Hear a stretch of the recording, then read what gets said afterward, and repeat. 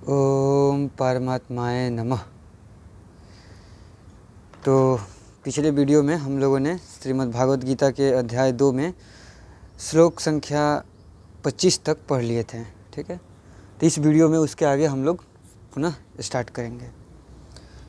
तो एक बात जो है कि वीडियो स्टार्ट करने से पहले हम लोग एक बात को समझ लेते हैं कि चूँकि यहाँ पे जो भी ये श्लोक पढ़े जा रहे हैं, तो इन सारे श्लोकों को समझने का, पढ़ने का उद्देश्य ये है ताकि हम लोग धर्म को अच्छे तरीके से समझें कि धर्म का क्या अर्थ होता है। ठीक है, लोग धर्म के अर्थ को समझते नहीं हैं, और जब अर्थ को समझते नहीं हैं तो दूसरा कोई आके उसका कुछ अर्थ का अनर्थ कर देता है, जिसके वजह से बहुत ज़्यादा हानि होता है धर्म का। और उससे होता ये है कि धर्म के नाम पर समस्या उत्पन्न हो जाती है, जो कि आजकल भारत में अधिकतर हो रहा है। भारत का जो उच्चतम ग्रंथ था, अगर हम लोग देखें दर्शन के क्षेत्र में, तो वो है अपना श्रीमद् भागवत गीता और उपनिषद, ये सारे ग्रंथ हैं। लेकिन आज जो भारत में धर्म जिस रूप में प्रकट हुआ है, वैसा धर्म का रूप कहीं भी नहीं हमको देखने को मिलेगा, और लोग उसी से आकर्षित हो रहे हैं। आकर्षित क्यों हो रहे हैं? क्योंकि लोग धर्म के नाम पे अपने रीति रिवाज को ही सिर्फ बचाना चाहते हैं, जबकि धर्म का दूर दूर से भी संबंध रीति रिवाज में नहीं रहता है। ठीक है, हम बोलते हैं कि रामायण और महाभारत दो जो चीज़ें हुई थी वो धर्म के सबसे कि बहुत बड़ा ग्रंथ है। और अगर हम उठा के देखें कि वो महाभारत और रामायण क्यों घटित हुआ, तो वहाँ पर हमें समझ में आता है कि रामायण के घटित होने का कारण ये था कि रावण जो था माँ सीता को छोड़ नहीं रहा था। वो बोल रहा था कि कि जहाँ तक मैंने ज़्यादा समझ नहीं है, रामायण के बारे में थोड़ा सा कम जानता हूँ, तो इसलिए मैं ये बता रहा हूँ, वहाँ थोड़ा सा ही बता रहा हूँ कि वो माँ सीता को लौटा नहीं रहा था हरण करने के बाद। इसी वजह से रामायण हुआ। ठीक है, लंका जलाई गई। और सेकंड जो महाभारत है, उसमें जो वजह ये था कि दुर्योधन जो था ज़मीन देने को तैयार नहीं था। ठीक है, तो दो वजह से यहाँ पे युद्ध हुआ है। तो धर्म का मुख्य काम तो इन्हीं सारी चीज़ों को निपटारा करना है, ताकि लोग प्रेम पूर्वक अच्छे से रह सके बिना झगड़ा किए। लेकिन आज जो लोग धर्म का उपयोग कर रहे हैं, तो वो ये लोग कभी मंदिर के नाम पे, तो कभी मस्जिद के नाम पे, तो कभी रीति रिवाज के नाम पे लड़ रहे हैं। भगवान के घर के नाम पे एक प्रकार से लड़ रहे हैं, अपने जो तथाकथित आस्था होती है उसको बचाने के लिए लड़ रहे हैं। जबकि अगर हम ध्यान से देखें तो उनके उन आस्था में कुछ भी नहीं रखा हुआ है। क्योंकि अगर स्वयं थोड़ा सा भी समझदारी रख करके स्वयं के लिए एक प्रकार से स्वयं के वास्तविकता को समझ के लड़ाई करते तो समझ में आता, झगड़ा होता तो। लेकिन वैसा तो हो नहीं रहा है। लोग कि एक प्रकार से अगर हम देखें तो एक पूरी तरीके से गलत तरीके से उसको इंटरप्रेट करके कार्य कर रहे हैं, जो कि बहुत ही निंदनीय कार्य है। तो उसका वजह ये एक ही है सिर्फ कि धर्म को नहीं समझना। जब लोग धर्म को नहीं समझते हैं तो एक से एक नेता आते हैं और वो अपनी तरफ से धर्म की व्याख्या करते हैं, और वही चीज़ लोगों के मन मस्तिष्क में छा जाता है। भारत में आज तक लोगों को कोई कि ऐसा नेता नहीं था जो कि हिंदू जो रीति रिवाज है, मैं उसे धर्म नहीं बोलूँगा, रीति रिवाज ही बोलूँगा, जो हिंदू रीति रिवाज है उसको बढ़ावा दे। लेकिन अब आज आए हैं एक नेता, तो उन्होंने हिंदू रीति रिवाज को बढ़ावा दिया। तो उन्होंने हिंदू रीति रिवाज को बढ़ावा तो दिया। आज हम लोग देश में देखेंगे कि हिंदू रीति रिवाज को बढ़ावा तो बहुत मिल गया है, लेकिन धर्म नष्ट हो गया है। पहले से भी ज़्यादा धर्म नष्ट हो गया है। कैसे धर्म नष्ट हो रहा है, उस चीज़ को हम लोग धीरे धीरे यहाँ पे समझेंगे। और धर्म को समझना अति आवश्यक है, क्योंकि धर्म को न समझने की वजह से ही परिवार में लड़ाई होता है, देश में लड़ाई होता है, राज्य में लड़ाई होता है। अगर लोग धर्म को समझें तो ये चीज़ें कभी नहीं हो सकती हैं। लेकिन धर्म को लोग नहीं समझते हैं, उस वजह से महाभारत होता है, चाहे एक घर में हो, चाहे हस्तिनापुर में हो, चाहे राज्य में हो, चाहे देश में हो।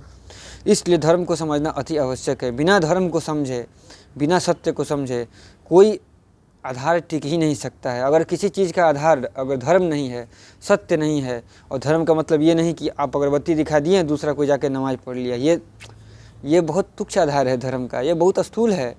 वो शुरुआत हो सकता है धर्म का, अंत नहीं हो सकता है। मंदिर जाना आपका शुरुआत हो सकता है, मस्जिद जाना हमारा शुरुआत हो सकता है, लेकिन अंत नहीं। लेकिन लोग मंदिर जाते हैं, लोग मस्जिद जाते हैं शुरुआत में भी, और मर जाते हैं तब पर भी जाते ही रहते हैं। इसलिए उन्हें धर्म की प्राप्ति होती नहीं है। परिणाम स्वरूप उन्हें दुख की प्राप्ति होती रहती है। हर समय दुख और सुख में ही वो घूमते रहते हैं, उन्हें आनंद की प्राप्ति हो नहीं पाती है। दुख सुख में ही वो चक्कर लगाते रहते हैं।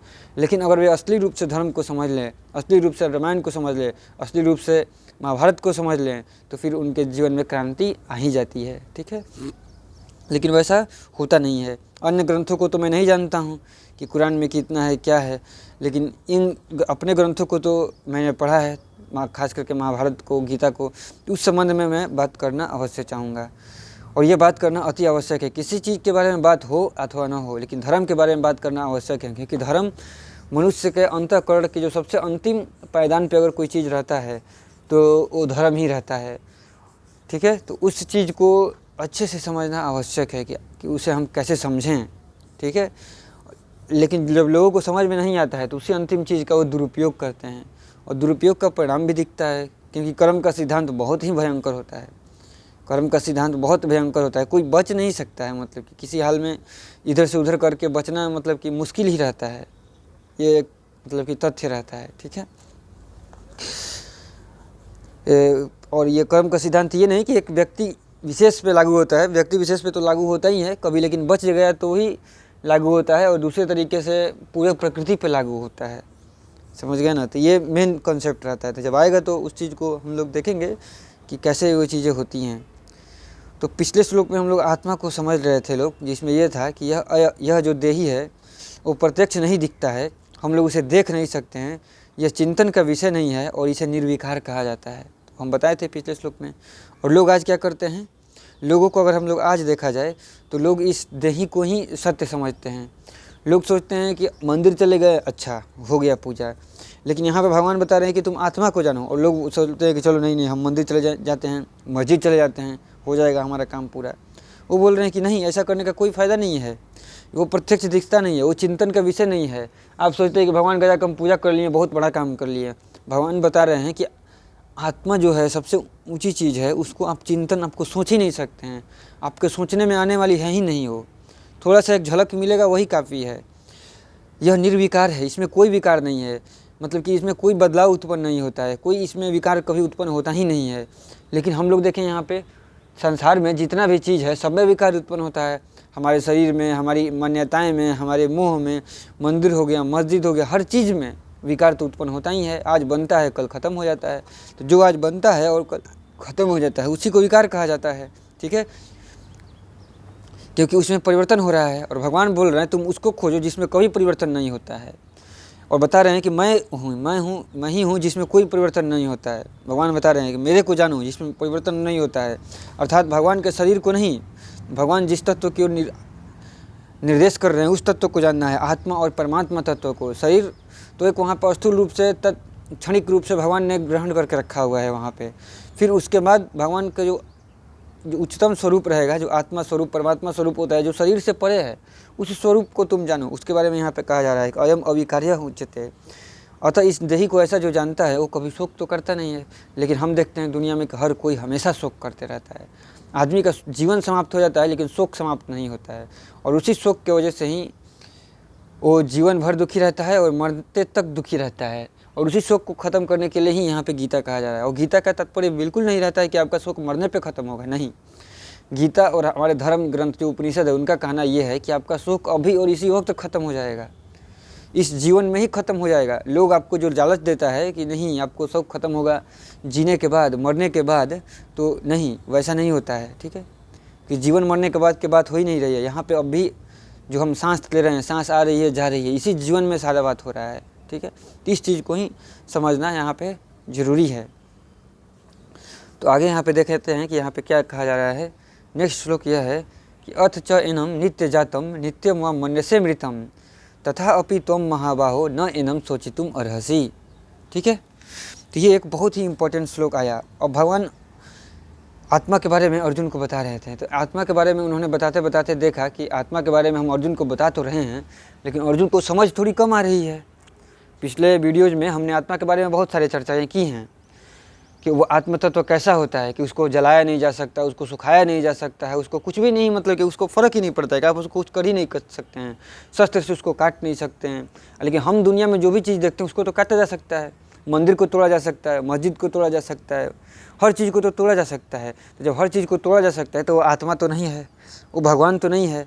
और यहाँ पर जब बताया जा रहा है कि जब आत्मा को ही नहीं किया जा सकता है तो परमात्मा को कहीं से ही कोई कर लेगा, तो कोई कुछ कर तो नहीं सकता है।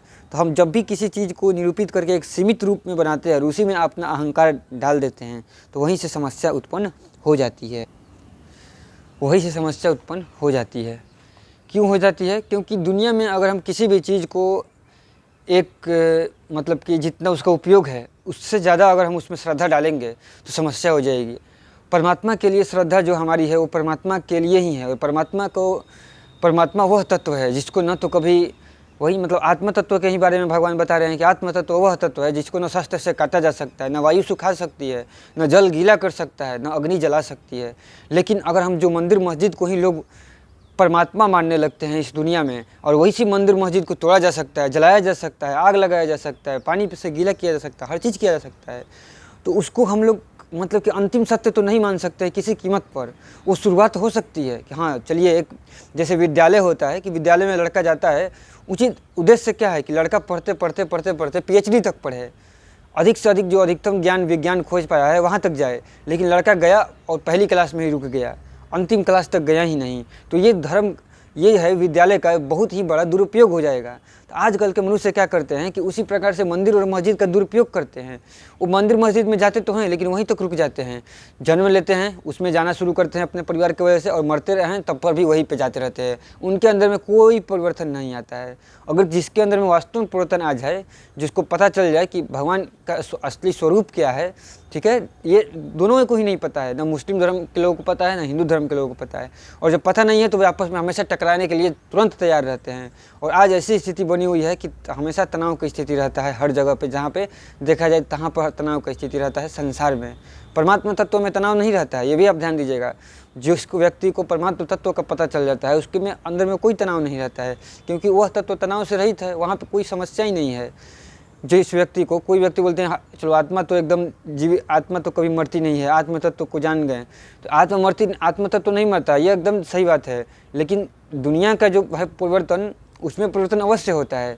तो दुनिया को अगर सही रखना चाहते हैं तो उसके लिए दुनिया में कर्म करना होगा, सही कर्म करना होगा जो धर्म बता रहा है। नहीं तो आपको आत्म तत्व में रहना है तो रहिए, जब आपका शरीर कटेगा तब पर भी ध्यान रखना होगा कि ठीक है शरीर ही कट रहा है, मेरे अंदर का आत्मा नहीं कटेगी। यहाँ तक का बोध हमें रहना चाहिए, ये बोध हमें रहना चाहिए, क्योंकि हम आत्म तत्व पर अगर निर्भर हैं तो आत्म तत्व पर ही निर्भर रहना चाहिए।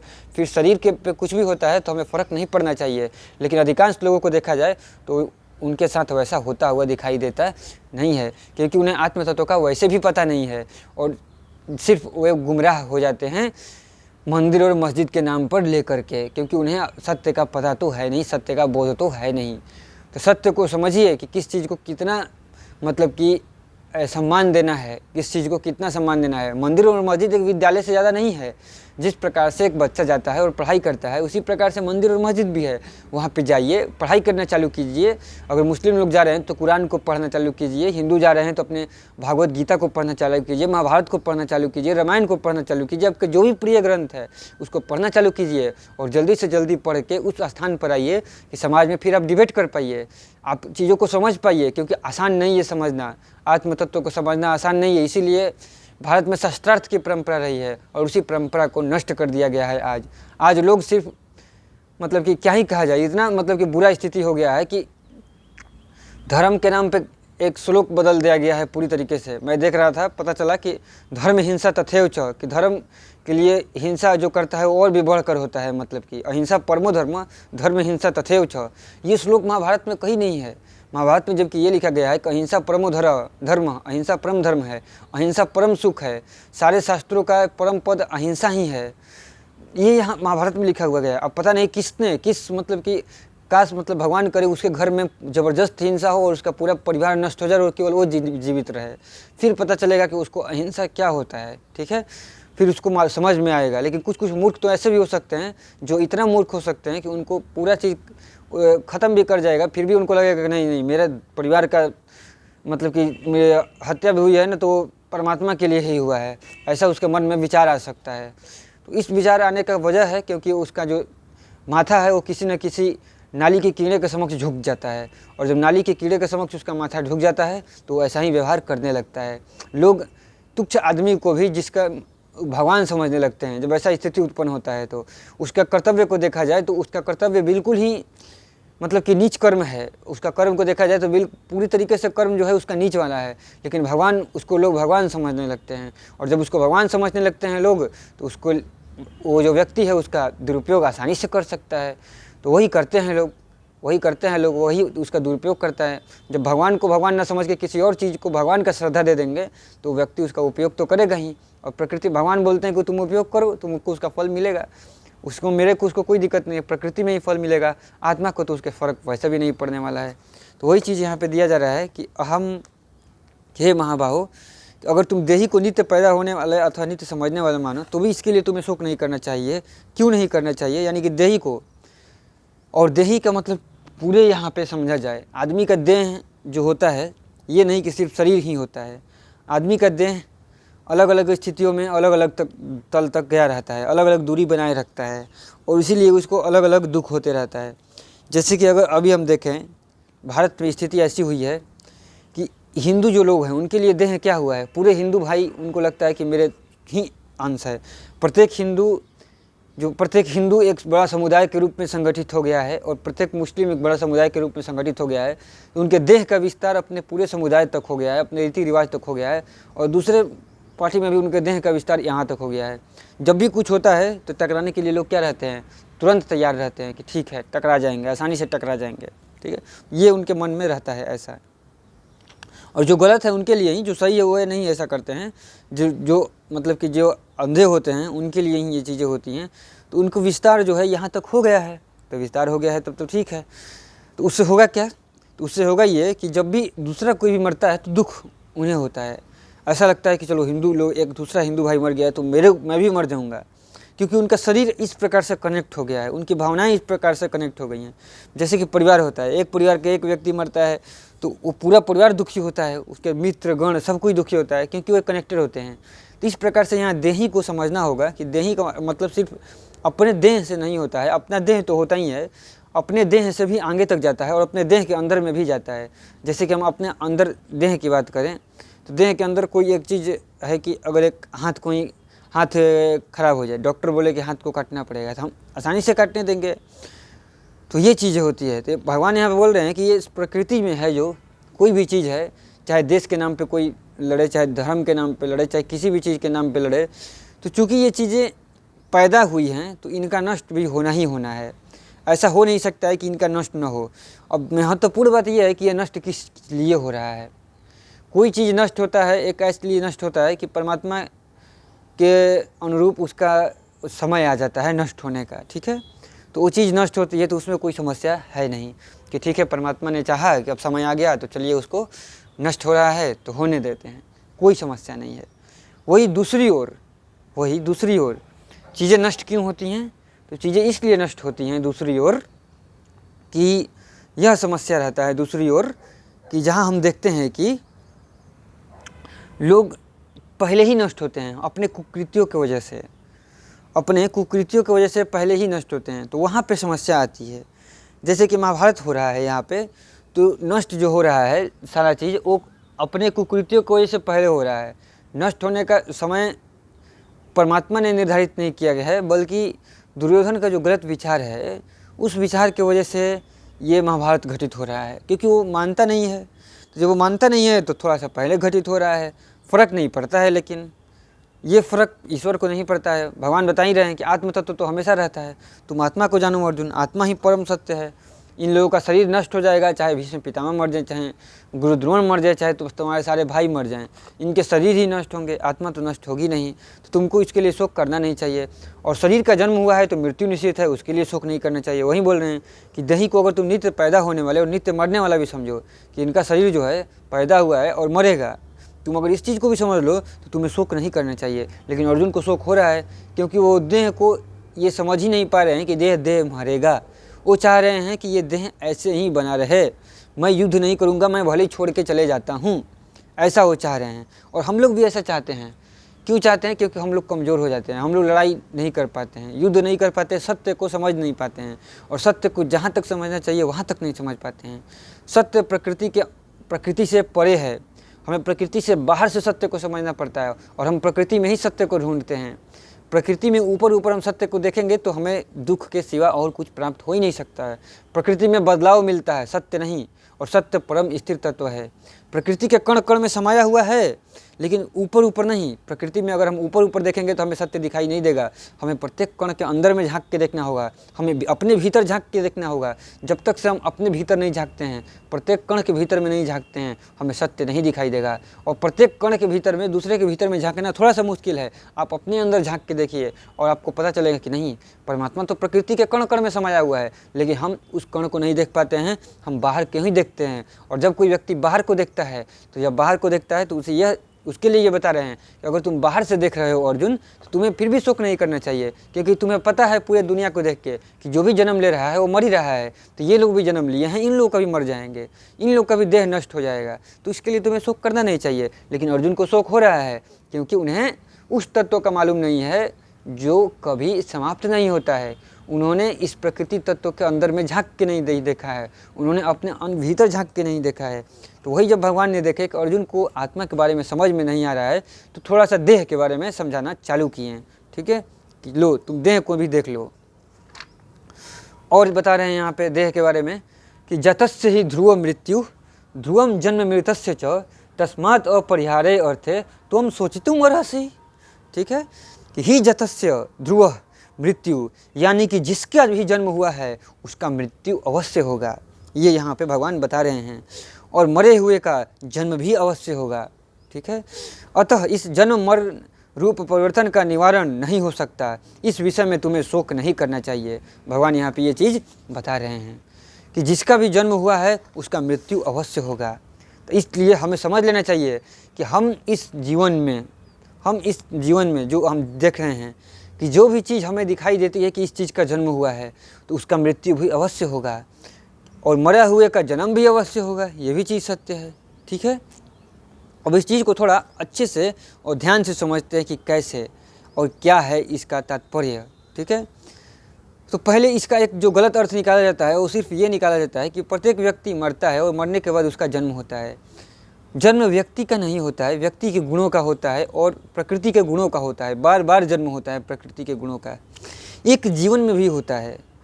मरने का जो मेन कॉन्सेप्ट यह है और जीवन का मेन कॉन्सेप्ट जो यह है अध्यात्म के दृष्टिकोण से, कि मृत्यु उसको बोला जाता है जिस दिन व्यक्ति का अज्ञान नष्ट हो जाता है। जीते जी जिस व्यक्ति का अज्ञान नष्ट हो जाता है उसको मृत्यु बोला जाता है। ठीक है, और जीते जी जिस व्यक्ति का ज्ञान हो जाता है उसको जीवित बोला जाता है, कि उस व्यक्ति को जीवन प्राप्त हो गया। शरीर की मृत्यु मायने उतनी नहीं रखती है, लेकिन यहाँ पे इस चीज़ को दो अर्थों में हम लोग अवश्य ले सकते हैं, एक शरीर के अर्थ में भी और एक जो आत्म तत्व या ज्ञान के अर्थ में भी। तो अगर यहाँ पे सबसे पहले हम शरीर के अर्थ में ही बात कर लेते हैं कि भगवान बोल रहे हैं कि शरीर की मृत्यु जरूर होगी, क्योंकि शरीर का पैदा हुआ है। शरीर के रूप में हम किसी भी चीज़ का शरीर का बात कर सकते हैं, हम अपने शरीर का बात कर सकते हैं कि हमारा शरीर तो है ही, बाकी पत्थर का भी शरीर होता है, कोई बड़ा बड़ा पार्टी है उसका भी शरीर होता है, मंदिर का भी शरीर है, मस्जिद का भी शरीर है, हर चीज़ का शरीर है। तो जो भी शरीरें हैं वो शरीर बना हुआ है, उसे बनाया गया। जैसे कि मंदिर कोई बना रहा है तो मंदिर का जन्म हुआ। ठीक है, शिल्पकार ने मंदिर बनाया, मंदिर का जन्म हुआ। उसी किसी शिल्पकार ने मस्जिद बनाया, मस्जिद का भी जन्म हुआ। प्रकृति ने हमारा शरीर बनाया, हमारे शरीर का भी जन्म हुआ। तो इस प्रकार से जन्म हो रहा है, तो मृत्यु भी निश्चित हो गई। वही बता रहे हैं, क्योंकि बता रहे हैं कि ध्रुव का मतलब होता है अटल, निश्चित है जो ध्रुव है। तो जतस्य ही ध्रुव, जिस प्रकार से पैदा हुआ है कोई चीज़, उसी प्रकार से उसका मृत्यु भी निश्चित है। ये जन्म मरण का जो परिवर्तन है ये रुक नहीं सकता, इसे हम रोक नहीं सकते हैं। डिले जरूर कर सकते हैं, इसमें डिले थोड़ा बहुत कर सकते हैं, जैसे कि विज्ञान ने डिले किया है, पहले की तुलना में विज्ञान ने डिले किया है। हम ऐसा स्ट्रक्चर बनाते हैं जो कि लंबा समय तक रुक सकता है, लेकिन नष्ट तो होता ही है। विज्ञान ने यह भी बताया है कि चीज़ों को कभी भी पूर्ण मतलब कि शुद्धता के साथ किया नहीं जा सकता है, उसमें एरर रह ही जाता है। जब एरर रह ही जाता है तो उसमें समस्या रह ही जाती है, तो उसको कभी ख़त्म तो हो नहीं सकता है। तो भगवान बोल रहे हैं कि इसके लिए तुम्हें शोक नहीं करना चाहिए। तुम्हारे परिवार का कोई करीब से भी करीब लोग मरे, चाहे कुछ भी हो, तुम्हें उसके लिए शोक नहीं करना चाहिए, अगर तुम आत्म तत्व को समझते हो तो। और अगर आत्म तत्व को नहीं समझते हो, तुम्हें इसी बात को ही ध्यान में रख लेना चाहिए कि जिसका जन्म हुआ है उसका मृत्यु होगी, तो तुम फिर शोक किस बात का। महाभारत में अगर हम ध्यान से देखें तो एक वहाँ पे आता है, एक बहुत ही बढ़िया एक वृतांत आता है, जिसमें क्या होता है कि भीष्म जो हैं भीष्म जब गए होते हैं, जब सारे पांडव गए होते हैं वन में, अज्ञातवास में, ठीक है, अज्ञातवास में नहीं, जब सारे पांडव गए होते हैं लाक्षागृह से जलाया जाता है उन लोगों को, तो उस समय वो बच के निकल जाते हैं और वन में जाते हैं। तो उस समय उन्हें भीष्म का एक शादी होता है एक राक्षस हिडम्बक के साथ, और उसी हिडम्बक का एक पुत्र होते हैं जिनका नाम होता है घटोत्कच, ठीक है। और उन्हीं घटोत्कच का फिर जब शादी होता है एक दूसरे राक्षस कुल में ही, उसका नाम हम भूल रहे हैं, उनसे जब शादी होता है तो उन्हीं से जन्म होता है फिर जो अपने हैं खाटू श्याम जी का, ठीक है, जिनका पहले का नाम था बर्बरीक, जो अभी खाटू श्याम के नाम से प्रसिद्ध हैं, ठीक है, जिनका पूजा बहुत ही ज़्यादा होता है राजस्थान में, वहाँ पे हमेशा लोग जाते हैं। तो उसी क्रम में उनके जो पुत्र थे, ठीक है, उनके जो पुत्र मतलब कि जो भीष्म के पुत्र थे घटोत्कच, वो महाभारत के युद्ध में सम्मिलित हुए थे। और महाभारत के युद्ध में कर्ण जो हैं वो घटोत्कच को मारते हैं, और मारते हैं तो घटोत्कच मर जाते हैं। जो पांडवों की तरफ से लड़ते हैं तो सारे पांडव दुखी हो जाते हैं, लेकिन भगवान श्री कृष्ण खुश हो रहे थे। खुश इसलिए हो रहे थे क्योंकि उन्होंने घटोत्कच का बलिदान दे करके उन्होंने दिखा कि घटोत्कच तो मर गया, लेकिन ठीक है, उन्हें वीरगति को तो प्राप्ति हो गई, लेकिन अर्जुन बच गए। तो इस प्रकार से भगवान खुश हो रहे थे कि चीज़ों को कैसे हमको मैनेज करना है, जो उचित से उचित चीज़ है वो जीवित रहे, और जहाँ पे ज़रूरत है चीज़ों को, जिस चीज़ों को कि ठीक है कि अब उसी का बलिदान देना ही पड़ेगा, तो भगवान बलिदान देते हैं और खुशी खुशी बलिदान देते हैं कि ठीक है, कोई दिक्कत नहीं है, क्योंकि वो आत्म तत्व को जानते हैं कि ठीक है, कोई समस्या नहीं है, कोई यहाँ पे मरता नहीं है, कोई भी चीज़ नष्ट होता ही नहीं है प्रकृति में, न पदार्थ नष्ट होता है, और जब पदार्थ ही नहीं नष्ट हो सकता है तो आत्मा कहाँ से नष्ट होगी।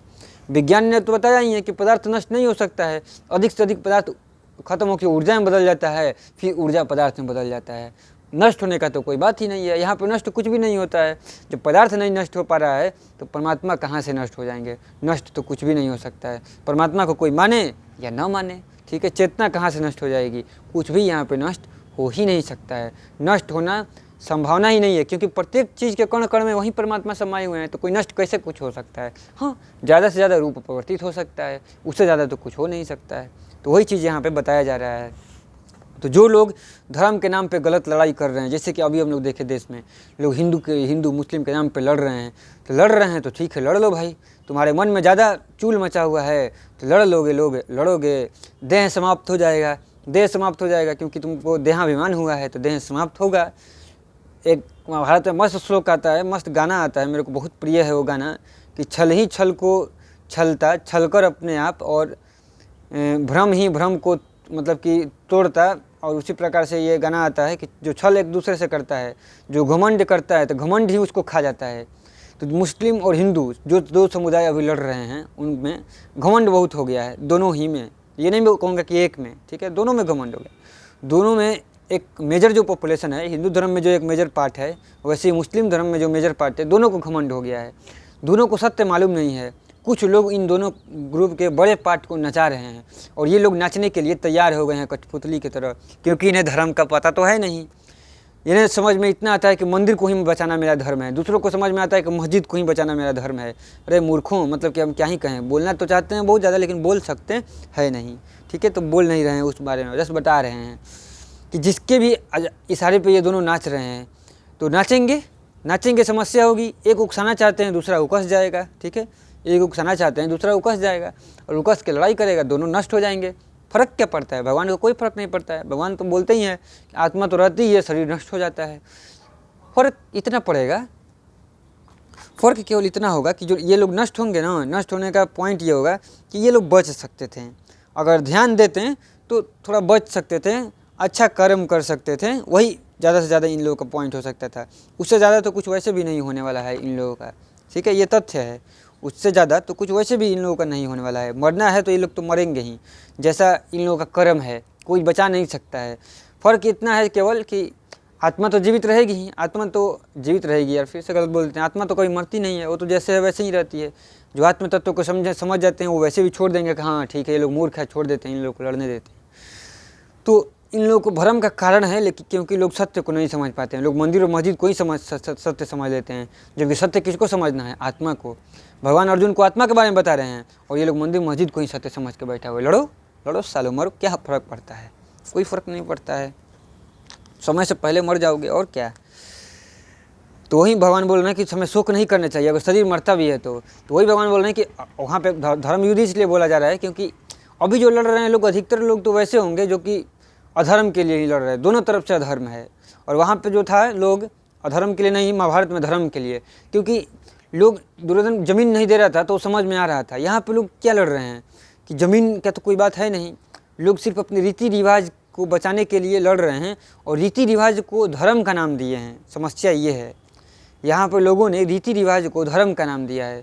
रीति रिवाज धर्म नहीं हो सकता है। वहाँ पे रीति रिवाज का बात नहीं था, वहाँ पे था कि व्यक्ति था, व्यक्ति का शरीर है तो शरीर को रहने के लिए ज़मीन चाहिए। तो भगवान बोले कि ज़मीन दे दो दुर्योधन से, तो देने के लिए तैयार नहीं हुआ, सुई का नोक भी ज़मीन नहीं दिया। अभी क्या है, मंदिर मस्जिद का यहाँ नहीं बना लेंगे वहाँ बना लेंगे, ठीक है।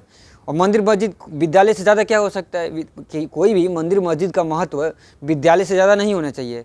जिस प्रकार से एक विद्यालय में होता है, छात्र जाता है पढ़ने, उसी प्रकार से एक विद्यालय होना चाहिए और उस विद्यालय में लोगों को जाना चाहिए अपना पढ़ने।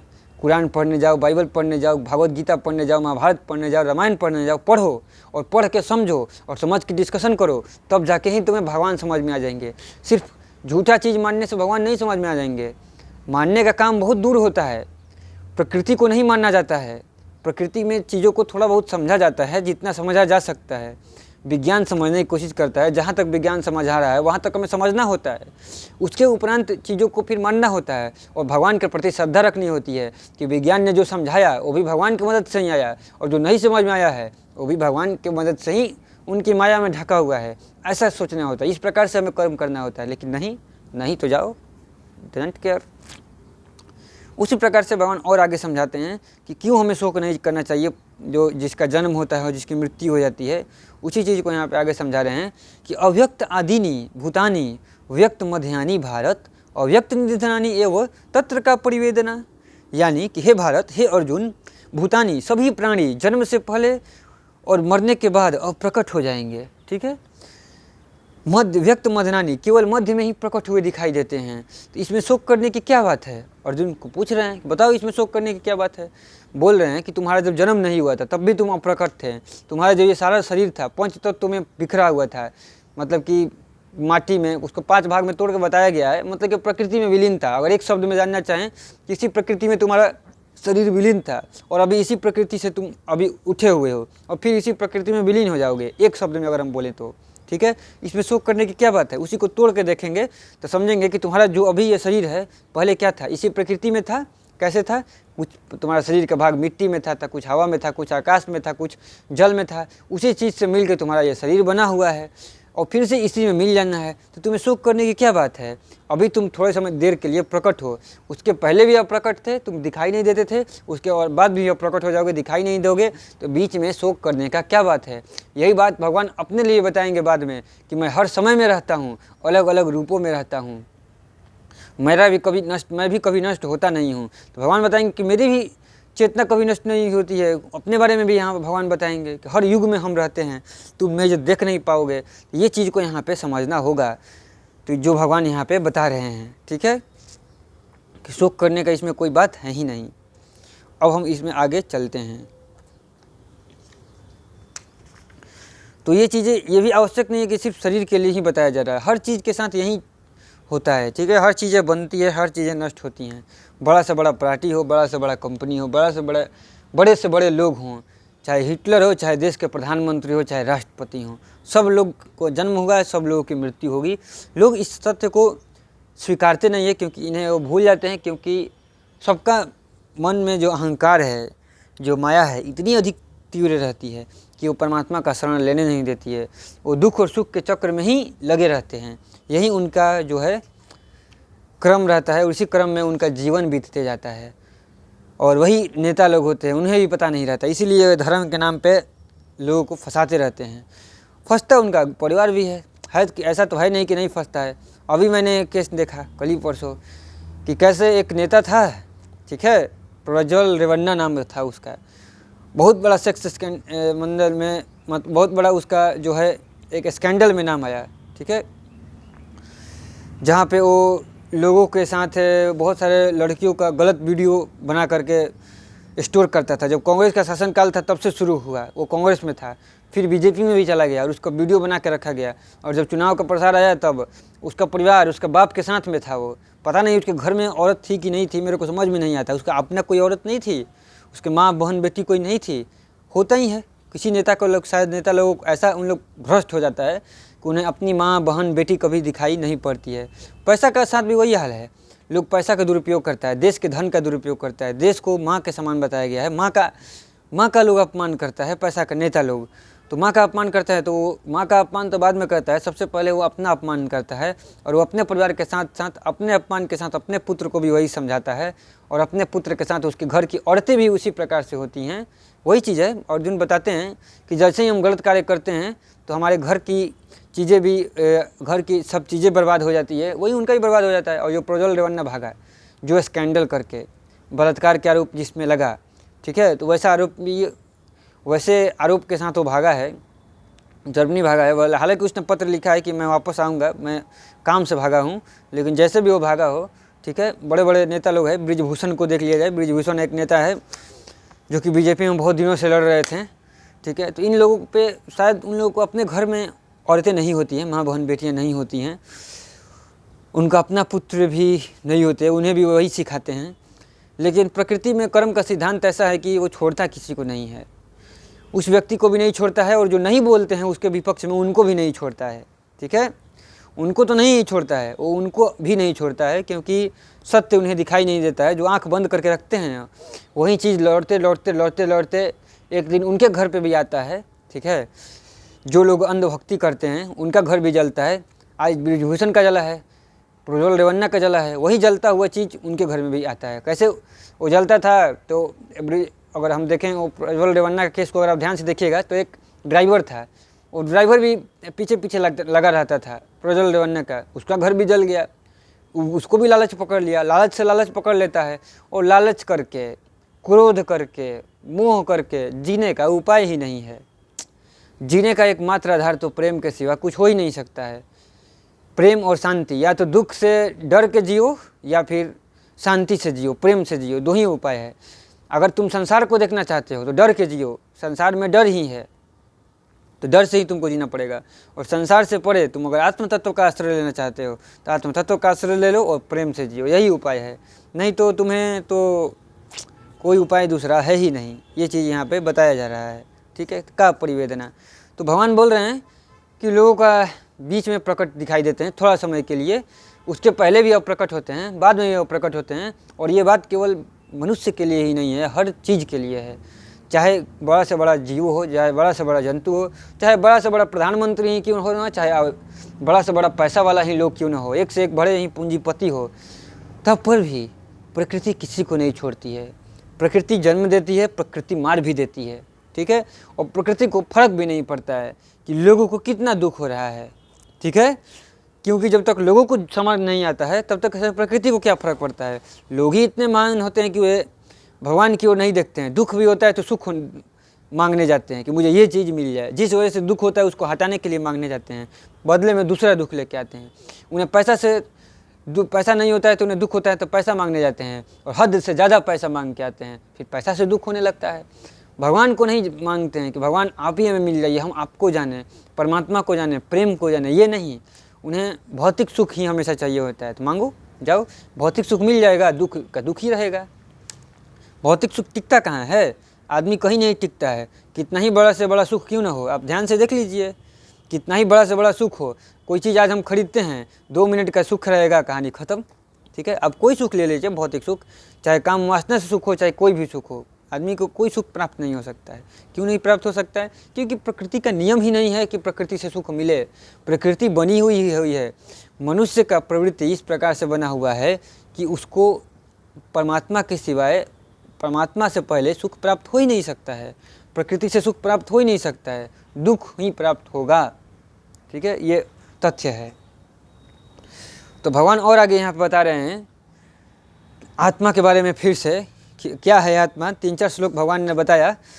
शरीर के बारे में थोड़ा सा फिर से रिवाइज कर लेते हैं कि हे महाबाहो, अगर तुम इस देही को, यानी कि ये तो था आत्मा का था कि इस देही आत्मा से जो था नित्य पैदा होने वाले समझो, यानी कि देही को बता रहे हैं, आत्मा को ही बता रहे हैं यहाँ पे आत्मा को शरीर मान के बता रहे हैं कि अगर तुम इस आत्मा को शरीर मानते हो, क्योंकि अर्जुन को इस प्रकृति में हर जगह, वहाँ पे भगवान भी हैं लेकिन उन्हें भगवान दिखाई दे तो नहीं रहे हैं, उन्हें अपने अंदर भी भगवान नहीं दे रहे हैं, सामने भगवान है वो भी नहीं दिखाई दे रहे हैं, कण कण में भगवान है वो भी नहीं अर्जुन को दिखाई दे रहे हैं। तो भगवान दिखाई नहीं दे रहे हैं तो बोल रहे हैं कि ठीक है, जो तुम्हें भगवान यहाँ दिखाई नहीं दे रहे तो तुम मान लो कि ये भगवान नहीं है, ये देह नहीं है, ये शरीर ही है। तो अगर तुम इस देही को शरीर मानते हो और जब शरीर मानोगे तो इसको नित्य पैदा होने वाले मानोगे। अगर अर्जुन सामने प्रकट को भगवान आत्मा जान जाते हैं तो फिर उन्हें कोई समस्या नहीं होता। अगर भगवान को वहाँ पे जो सामने भगवान है उनको समझ लेते हैं या अपने अंदर ही आत्म तत्व को देख लेते हैं तो फिर उन्हें कोई समस्या नहीं होता। फिर वो पूछते नहीं, आराम से युद्ध करते, लेकिन उन्हें समझ में आ नहीं रहा है, उन्हें लग रहा है कि नहीं ये लोग तो शरीर ही हैं।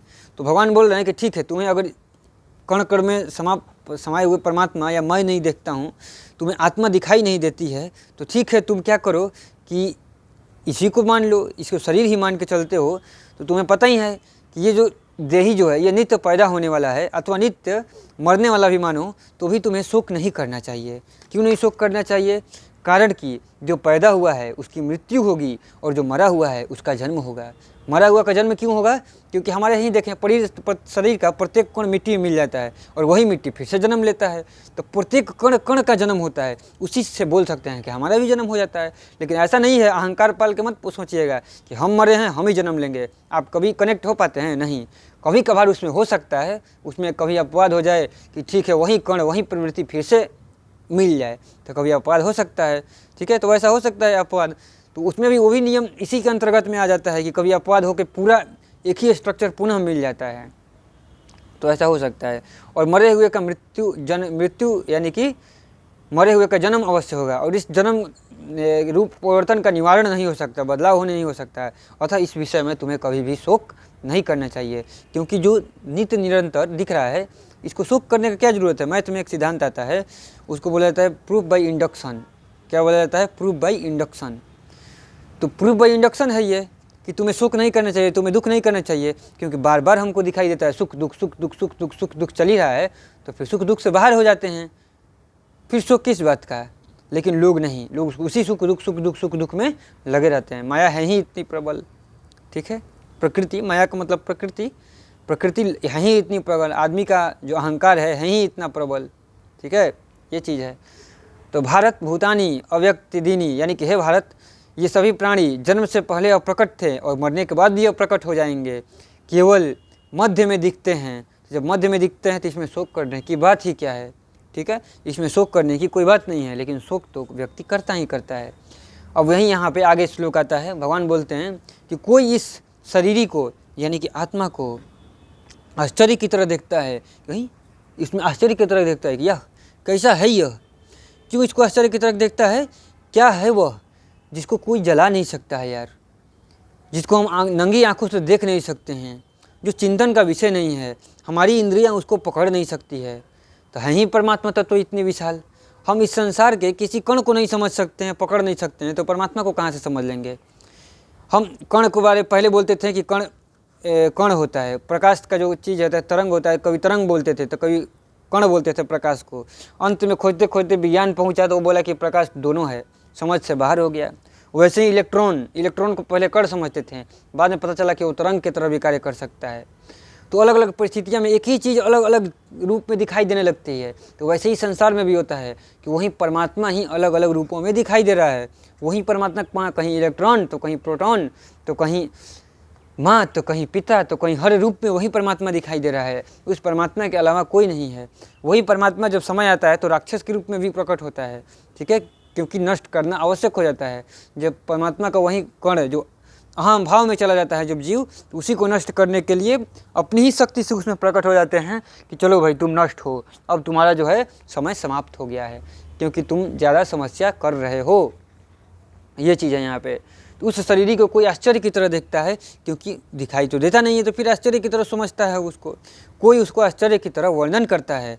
अभी भगवान वर्णन कर रहे थे, अर्जुन को लग रहा होगा कि अच्छा आश्चर्य है ये तो आत्म तत्व। ठीक है, कि क्या है वो जिसको अग्नि जला नहीं सकती है, वायु सुखा नहीं सकती है, जल गीला नहीं कर सकता है, वो हमारी इंद्रियों को पकड़ में नहीं आ सकता, हम उसको सोच नहीं सकते हैं, बुद्धि से समझ नहीं सकते हैं, मन से कल्पना नहीं कर सकते हैं, आँखों से देख नहीं सकते हैं, हाथों से छू नहीं सकते हैं। आखिर है कौन वो आत्म तत्व? और आत्म तत्व बुद्धि से भी, मन से भी ज़्यादा तेज है। ऐसा चीज़ है, आँखों से दिखाई तो देता नहीं है, फिर भी उसके वजह से ही सारा चीज़ हो रहा है। आखिर ये चीज़ें है क्या? ये चीज़ यहाँ पे बताया जा रहा है। तो कोई उसका आश्चर्य की तरह वर्णन करता है, तो कोई उसके आश्चर्य की तरह सुनता है, तो कोई उसे सुनकर भी नहीं जानता, क्योंकि वह दुर्विज्ञ है, क्योंकि वह हमारे जानने के बुद्धि का विषय नहीं है, हम उसे बुद्धि से पकड़ नहीं सकते हैं। परमात्मा का ये कहना है, भगवान का ये कहना है कि वह दुर्विज्ञ है, हम आत्म तत्व को जान नहीं सकते हैं। आत्म तत्व को तो छोड़िए, हम एक कण को नहीं जान सकते हैं। आप अपने शरीर के विज्ञान को पूरी तरीके से नहीं जान सकते हैं। धीरे धीरे ज़्यादा जाने हैं, जानने के क्रम में हैं, तो जानते रहेंगे, लेकिन पूरा जानने के बाद भी चीज़ें समाप्त कहाँ होती है? यह माया का संसार है। और अभी तो चीज़ों को देख के ऐसा लग रहा है कि मनुष्य को जानने का अहंकार जिस प्रकार से हो गया है, वो धरती को नष्ट कर लेगा। जान के क्या करेगा? जान के धरती को ही नष्ट कर लेगा, क्योंकि उसके अंदर में प्रेम तो है नहीं, कामना तो है नहीं, क्योंकि वो स्वयं को नहीं जानता है। तो जब वो स्वयं को नहीं जानता है, स्वयं को दुख को नष्ट नहीं किया है, तो जो उसे प्राप्त भी होगा तो उसका क्या ही उपयोग करेगा? दुरुपयोग ही करेगा। अमेरिका के पास परमाणु बम की शक्ति आ गया, क्या उपयोग किया है? हिरोशिमा और नागासाकी। आज बड़े बड़े नेता के पास जैसे ही बड़े पद पे जाता है लोग, उस नेता के पास शक्ति आता है, संविधान से उसको शक्ति प्राप्त होता है, करता क्या है? दुरुपयोग। धर्म के नाम पे लोगों को लड़ा देता है, पैसा को खा के अपना इतना भ्रष्टाचार करता है लोग कि कहना नहीं होता है। देश के 1% लोगों के पास देश की 40% संपत्ति है। यह क्या है? यह सब क्या है? मतलब ड्रामा, ये सब क्या ड्रामा है? मतलब कुछ ड्रामा नहीं। एक आदमी 24 घंटा मेहनत करता है, उसको मतलब कि 500 रुपया मिलता है, किसी को 24 घंटा मेहनत करके 10,000 तो 1,00,000 रुपया मिल रहा है। यह कैसी असमानता है? इतनी असमानता होनी चाहिए? नहीं होनी चाहिए। और बोलते हैं कि यह ज्ञान का मतलब कि वजह है, यह ज्ञान नहीं है। जो अध्यात्म है, उपनिषद अगर हम पढ़ेंगे तो वहाँ पे बताया जाता है कि 2 प्रकार की विद्या होती है, 2 प्रकार की चीज़ें होती है। एक होता है विद्या और एक होता है अविद्या। जिस विज्ञान के द्वारा व्यक्ति इन सारी चीज़ों को जानता है वो अविद्या है। विद्या तो एक ही है जो अभी हम लोग पढ़ रहे हैं, गीता और भागवत गीता हो गया, उपनिषद हो गया, उसको विद्या बोला जाता है। बाकी चीज़ों को अविद्या बोला जाता है। प्रकृति को जानना, प्रकृति को जानने की कोशिश करना अविद्या है, ठीक है। और ऐसा नहीं है कि हमें प्रकृति को जानने की कोशिश नहीं करना है, प्रकृति को जानने की कोशिश करना है, लेकिन प्रकृति को जानने से अहंकार ही मिलता है। व्यक्ति को किसी चीज़ के बारे में पता चलता है, उसका दुरुपयोग करता है। और क्या करता है? प्लास्टिक, व्यक्ति ने प्लास्टिक खोजा अपने उपयोग के लिए, आसानी के लिए, उसका दुरुपयोग किया हुआ। उस प्लास्टिक की वजह से प्रकृति का पूरा चीज़ नष्ट हो गया। भगवान बोलते हैं प्रकृति को पूजा करने के लिए बोलते हैं। हुआ क्या है परिणाम स्वरूप? सारा नदी नली, ज़मीन, सब चीज़ नष्ट हो गया है। और आदमी का शरीर समय से पहले नष्ट होगा। भगवान को तो वैसे भी फर्क नहीं पड़ता है, हम जैसा कर्म करेंगे वैसा फल हमको मिलना ही मिलना है। उससे तो हम बच नहीं सकते हैं। बच सकते हैं क्या? नहीं बच सकते हैं ना, बच ही नहीं सकते हैं, ठीक है। कभी कभी तो ऐसा होता है कि हमें पता भी नहीं चलता है, तो भी उसको हम लोग संयोग के रूप में लेते हैं, संयोग के रूप में भी ले सकते हैं उसको, ठीक है, क्योंकि हमें पता नहीं है कि नियम कैसे कार्य किया, तो उसको संयोग के रूप में बोले। संयोग का मतलब ये होता है कि ऐसे ही रैंडम हो गया। रैंडम नहीं उसको समझा जाए। रैंडम तो समझना मुश्किल हो जाता है। नियम है, नियम के बारे में पता नहीं है। जब हमें नियम के बारे में पता नहीं है तो हम उसको संयोग बोलेंगे, ठीक है। नियम के बारे में पता नहीं होता है तो उसे हम संयोग बोलते हैं। तो आगे चलते हैं इसी में। तो वहीं भगवान यहाँ बताएं कि शरीर को कोई आश्चर्य की तरह अनुभव करता है, तो कोई आश्चर्य की तरह वर्णन करता है, तो कोई आश्चर्य की तरह बोलता है, तो आश्चर्य की तरह सुनता है, और इतना करने के बाद भी उसको कुछ मालूम चलता नहीं है। तो वही भगवान बोल रहे हैं कि हे भरतवंशी अर्जुन, सबके देह में यह देही नित्य ही अवध्य है। यानी कि प्रत्येक व्यक्ति के अंदर, प्रत्येक कण कण के अंदर, व्यक्ति क्या बोला जाए, प्रत्येक कण कण के अंदर यह जो आत्म तत्व होता है वह नित्य ही अवध्य है। उसका वध हो ही नहीं सकता है, उसको मारा नहीं जा सकता है। इसलिए संपूर्ण प्राणियों के लिए, अर्थात किसी भी प्राणी के लिए तुम्हें शोक नहीं करना चाहिए। नहीं मारा जा सकता है ना, सिंपल सी चीज़ है। आप एक कण को भी नष्ट नहीं कर सकते हैं पूरी तरीके से, भले उसका रूप बदल जाए।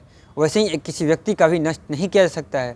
उसके सिर्फ शरीर को ही नष्ट किया जा सकता है, उसके बुद्धि मन विचार को ही नष्ट किया जा सकता है, उसके आत्म तत्व को नष्ट किया ही नहीं जा सकता है, जो उसके अंदर में आत्म तत्व है। क्योंकि आत्म तत्व नित्य है, वो शाश्वत है, सनातन है। उसी का आधार मान के ये शरीर बना हुआ है, वो आधार मान के फिर से नया शरीर जन्म लेगा, ठीक है। क्योंकि चीज़ों को जन्म लेना यहाँ पे होता ही रहता है। और जब तक यहाँ पे चीज़ें, या तो प्रेम पूर्वक रहिए, प्रेम पूर्वक माया का आनंद लीजिए। माया का आनंद लिया जा सकता है माया का आनंद तब लिया जा सकता है जब हम परमात्मा का आश्रय ले लेते हैं, तो यही माया हमारे लिए आनंदमयी हो जाती है। और जब हम परमात्मा का आश्रय नहीं लेते हैं तो यही माया हमारे लिए दुखदायी होती है। परमात्मा का आश्रय लेने से यही माया हमारे लिए आनंदमयी हो जाती है, और परमात्मा का से आश्रय रहित होने पे यही माया हमारे लिए दुखदायी रहती है।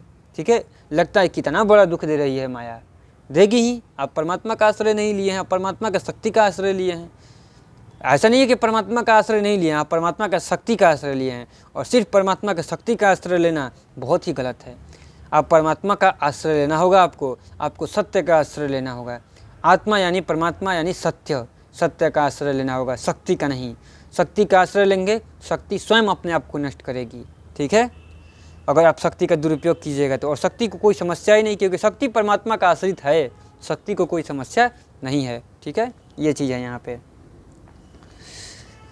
तो हे भरतवंशोद्भव अर्जुन, सबके देह में यह देही नित्य ही अवध्य है, यानी कि यह देही उसके अंदर में है, वो मरेगा नहीं। तुम मारो, तुम युद्ध करो। ठीक है अर्जुन, तुम युद्ध करो, अपने कर्तव्य के लिए तुम युद्ध करो।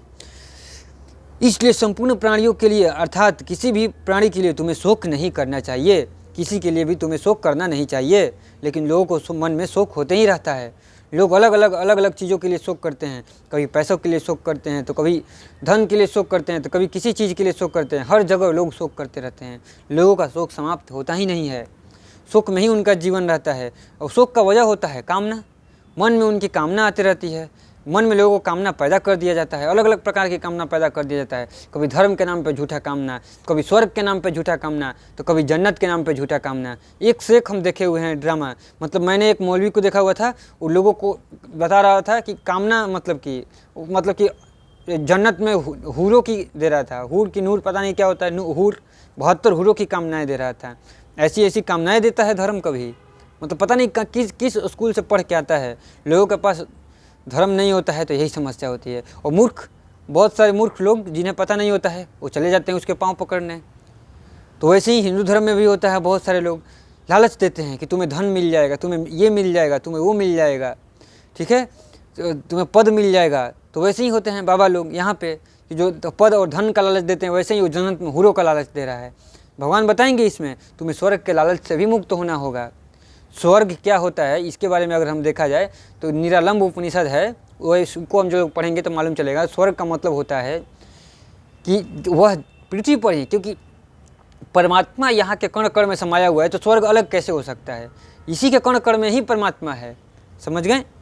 परमात्मा तो इसी दुनिया के ही कण कण में है। ऐसा नहीं है कि परमात्मा अलग है। आप माया के आश्रय से रहित होकर के परमात्मा के आश्रय में जाइए, आपको पता चल जाएगा कि है कि नहीं है। सिंपल सा चीज़ है। आप धीरे धीरे अपनी श्रद्धा और बुद्धि दोनों का उपयोग कीजिए।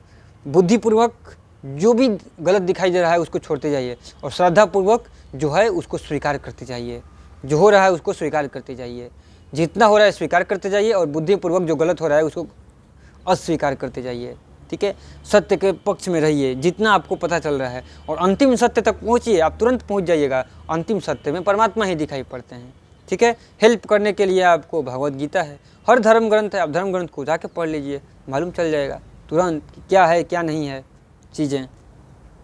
तो वही भगवान यहाँ पे चीज़ों को बता रहे हैं कि तुम्हें शोक करना नहीं चाहिए, क्योंकि इसका कभी नाश तो होता नहीं है। लेकिन लोगों को लालच दे दिया जाता है, कभी स्वर्ग के नाम पे लालच दे दिया जाता है, कोई मंदिर बनाने के नाम पे लालच दे दिया जाता है, कोई मस्जिद बनाने के नाम पे लालच दे दिया जाता है। आप देख लीजिए, ये जेरूसलम में 3 धर्म के लोग जो कि एक ही धर्म से निकल के आए हैं। यहूदी धर्म से ही निकला है, पहले यहूदी धर्म था, उसी धर्म से निकला क्या चीज़, ईसाई धर्म, फिर निकला इस्लाम धर्म। तीनों लोग आपस में ज़बरदस्त लड़ाई करते हैं लोग जेरूसलम में, ज़बरदस्त। मतलब कि कहना नहीं है कि किस प्रकार से लड़ाई करते हैं लोग। इसी प्रकार से भारत में देख लीजिए कि भारत में सबसे पहले सिर्फ हिंदू दर्शन था। हिंदू दर्शन में ही बहुत सारा दर्शन निकला। क्या क्या निकला? बुद्ध धर्म, जैन धर्म, सिख धर्म, और सब आपस में लड़ाई करते रहते हैं। अभी नहीं कर रहे हैं, अभी इन लोग आपस में मिलकर मुस्लिम से सिर्फ लड़ाई कर रहे हैं। पहले का इतिहास देख लीजिए, कितने मुस्लिम धर्म, दलित, हिंदू धर्म में ही देख लीजिए 4 को बटा हुआ है लोग, वैश्य शूद्र सब, मतलब बट के हमेशा लड़ाई। मुस्लिम में देख लीजिए कि शिया, सुन्नी, पसमानदा, पता नहीं क्या क्या, मेरे को तो मालूम ही नहीं है कितना इतने में बटा हुआ है लोग। मतलब कि मूर्खता का सीमा नहीं है लोगों का। मतलब कि एक प्रकार से 2 प्रकार की चीज़ें होती हैं। भगवान ने कुत्ता बनाया है, आदमी बनाया है, दोनों अपना अपना कार्य करते हैं, भेदभाव नहीं है उसमें। भगवान भेदभाव नहीं, प्रकृति भेदभाव नहीं करती है, वो चीज़ों को अलग अलग बनाती है कि ठीक है कि चीज़ें का हो सकता है उस हिसाब से ही बना हुआ है प्रकृति। लेकिन आदमी भेदभाव बना देता है। ऑलरेडी से प्रकृति माया कॉम्प्लेक्स है। भगवान बताते हैं कि माया इतनी कॉम्प्लेक्स है कि इससे दूर हो पाना बहुत मुश्किल है। और आदमी क्या करता है कि माया में अपना माया लगा देता है, मूर्ख व्यक्ति, तो और समस्या उत्पन्न हो जाता है। तो उस चीज़ों से बचना चाहिए, देखना चाहिए कि कौन सा माया आदमी का लगाया हुआ है। सबसे पहले आदमी के बनाए हुए माया को काटा जाए, और जब आदमी को बनाए हुए माया को काटेंगे तो फिर हमको परमात्मा का बनाया हुआ माया को भी काटना होगा, और तब जाके हम परम सत्य तक पहुंच पाएंगे। आसान नहीं है चीज़ों को काट पाना, ठीक है। और आप आदमी के बनाया हुआ माया को ही नहीं काट पा रहे हैं। लोग धर्म के नाम पे लड़ रहा है। धर्म के नाम पे मतलब कि असली रूप से धर्म के नाम पे लड़ता है तो बहुत बढ़िया बात होता है, जो कि जैसे कि महाभारत हो रहा है कि यहाँ पे सत्य के लिए लड़ाई हो रहा है कि भगवान पांडवों के पक्ष में आ गए हैं क्योंकि ज़मीन नहीं मिल रहा है उन्हें रहने के लिए, पांडवों को रहने के लिए। अभी मंदिर को ज़मीन नहीं मिल रहा है, मस्जिद को ज़मीन नहीं मिल रहा है, उसके लिए लड़ाई करता है लोग। अरे भाई मंदिर मस्जिद ही तो है, भगवान कहीं तो केंद्र है जहाँ पे तुम्हें जाके ज़्यादा से ज़्यादा क्या करना है, जाकर अगरबत्ती दिखाना है, जाकर नमाज़ पढ़ना है। कहीं भी बना लो, क्या फ़र्क पड़ता है, कहीं बना लो। नहीं बनाओ, वैसा भी ना बनाओ तो मंदिर मस्जिद का मेन चीज़ है कि जाके पढ़ाई करना है, न कि जाके वहाँ पे अगरबत्ती दिखाना और जाके नमाज़ पढ़ना। नमाज में क्या मतलब कि उठक बैठक करने से हो जाएगा, प्राणायाम करने से भगवान मिल जाएंगे, एक सहायता हो सकता है, थोड़ा सा सहायता हो सकता है, और वो हम कहीं भी कर सकते हैं। अगरबत्ती अपने घर में भी दिखा सकते हैं, और नमाज जो अगर वैसे पढ़ना है तो अब भी अपने घर में पढ़ सकते हैं, लोग पढ़ते भी हैं। और बाहर में मंदिर मस्जिद भगवान बता ही रहे हैं कि वो प्रकृति के अंतर्गत है, तो प्रकृति के अंतर्गत जिस प्रकार से चीज़ें उत्पन्न होती है, नष्ट भी होती हैं, तो कर देना चाहिए, क्या समस्या है। अब रोड बनाना है, लोग बीच में आ जाता है मंदिर बीच में रहेगा लेकिन रोड नहीं बनेगा। वहाँ पे बीच में आ जाता है मजार नहीं हटेगा। क्या बात है भाई, क्या बेवकूफ़ी है कि वहाँ से मजार नहीं हटेगा, वहाँ से मंदिर नहीं हटेगा। भाई हटाओ उसको और साइड में बना लो, क्या समस्या है, कोई समस्या नहीं है, ठीक है।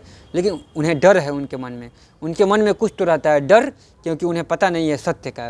वो डर एक मनुष्य से बना हुआ है डर, और एक प्रकृति से बना हुआ है डर, और परमात्मा का तो कुछ पता नहीं है। भगवान बताएंगे इसमें सारा चीज़ प्रकृति के ही अंतर्गत है। मनुष्य का डर भी प्रकृति के ही अंतर्गत आ जाता है, क्योंकि माया तो मनुष्य के मन में भी प्रकृति से ही निकल के आई हुई है।